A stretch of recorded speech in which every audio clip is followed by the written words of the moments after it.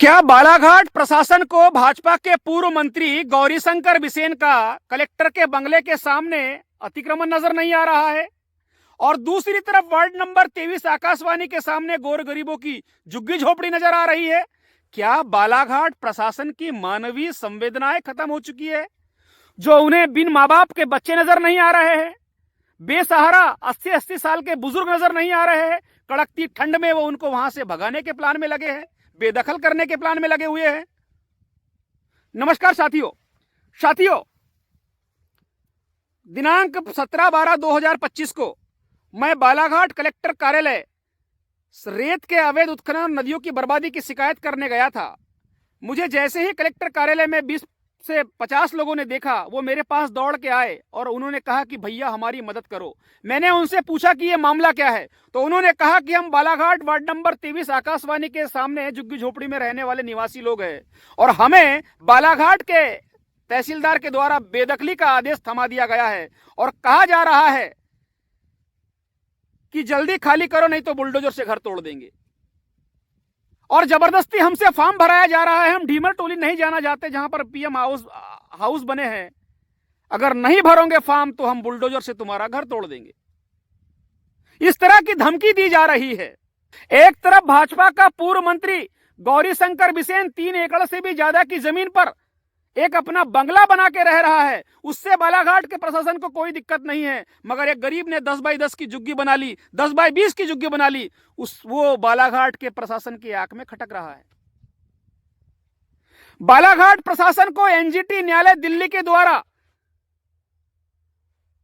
देवी तालाब का अतिक्रमण हटाने का 1 महीने के अंदर आदेश दिया गया है। 1 महीने की समय अवधि पूरी हो चुकी है, मगर बालाघाट का प्रशासन वहां पर एक ईंट नहीं तोड़ पाया है, क्योंकि वहां पर एक डॉक्टर है और वो बड़ा आदमी है।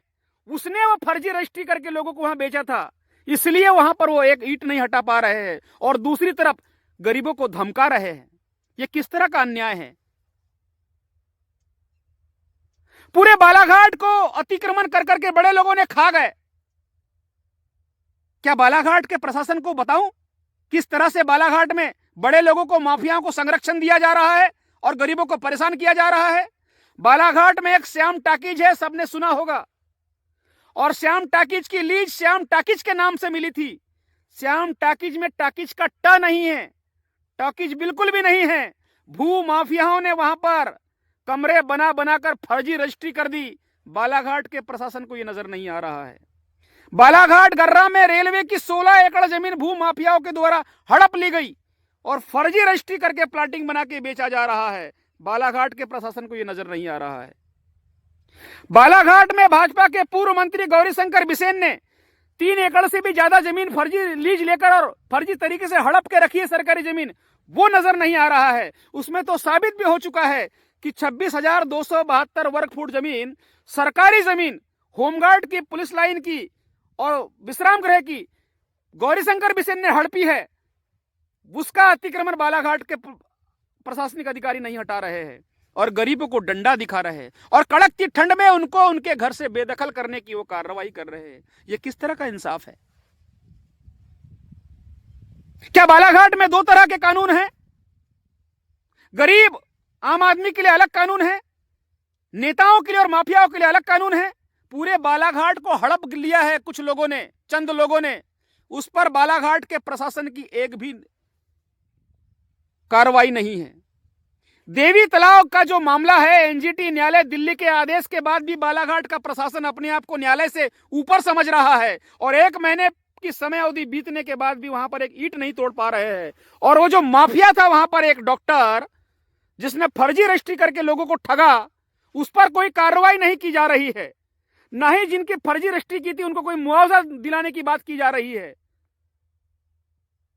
वो माफिया है, वो बड़ा पैसे वाला है, तो उस पर कोई कार्रवाई नहीं करेगा प्रशासन, केवल गरीबों को डराएगा प्रशासन। गौरीशंकर बिसेन ने जो बूढ़ी जाने का पुराना रास्ता जितनी जमीन हड़पी है, उस अतिक्रमण को खाली करा दिया जाए तो ये 62 परिवार वहां पर स्थापित हो सकते हैं, उनको वहां पर विस्थापित किया जा सकता है। मगर बालाघाट का प्रशासन ये नहीं करेगा, क्योंकि वो बड़े आदमी है। क्या हालत बना दी इस देश की? क्या हमारे क्रांतिकारियों ने इसीलिए बलिदान दिया था कि हमारे ही लोगों के ऊपर अत्याचार करेंगे, हमारे ही लोगों को हमारे ही देश में नहीं रहने दिया जाएगा, उनके अपने घरों से बेदखल किया जाएगा? ये तो अत्याचार की हद हो गई है। इन प्रशासन के अधिकारियों को मैं कहना चाहता हूं, जिस दिन इस देश के प्रत्येक इंसान को पता चल जाएगा कि वो भारत सरकार है, उस दिन आप सबको समझ आ जाएगी। मैं पुनः बालाघाट के प्रशासन को कहना चाहता हूं कि आपने गरीबों की झुग्गी झोपड़ी के ऊपर बेदखली का आदेश किया है, आप गौरीशंकर बिसेन के ऊपर भी बेदखली का आदेश करो, उसका अतिक्रमण तोड़ो और इन गरीबों को वहां विस्थापित करो।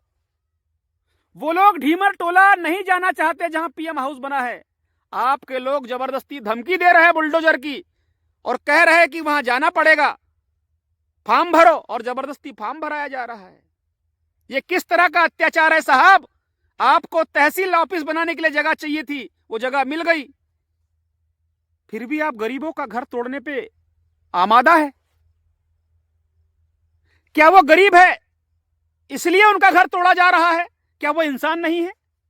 क्या वो जानवर है? वो क्या कीड़े मकोड़े हैं जो इस तरह से अपने ही देश में उनके साथ इस तरह से व्यवहार किया जा रहा है? एक तरफ बड़े लोगों के ऊपर न्यायालयों के आदेश हो रहे हैं, उस पर आपकी जान पे आ रही है, और दूसरी तरफ आप गरीबों को धमकी दिखा रहे हैं। ये गुंडागर्दी नहीं तो और क्या है प्रशासन की?